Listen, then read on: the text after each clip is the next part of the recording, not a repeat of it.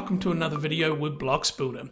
In this video we're going to address migrating from Offcanvas Helper version 1 to version 2, and in particular for existing projects that had the older version of Offcanvas within them.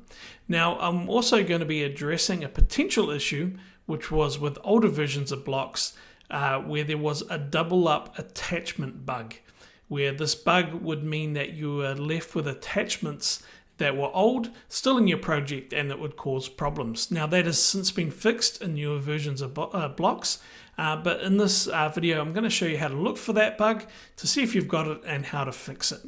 So this video starts assuming that you've already installed the update to Offcanvas Helper 2 and that you've opened up an existing project that had the older version of the brick inside the project.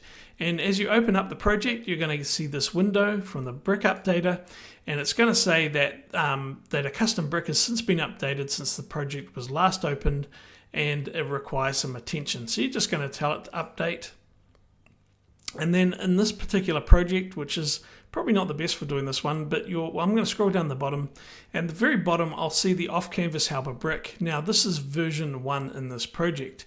And as soon as I click on this brick, Smart Revision is going to kick in, which we built into our bricks, and it's going to update all the HTML and the brick to the latest version.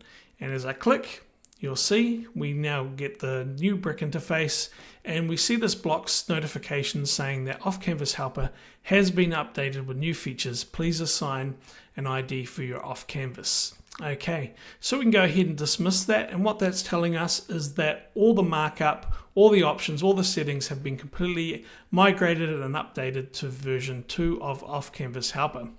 The next thing we're going to do is double check that we are not suffering from that double attachment bug.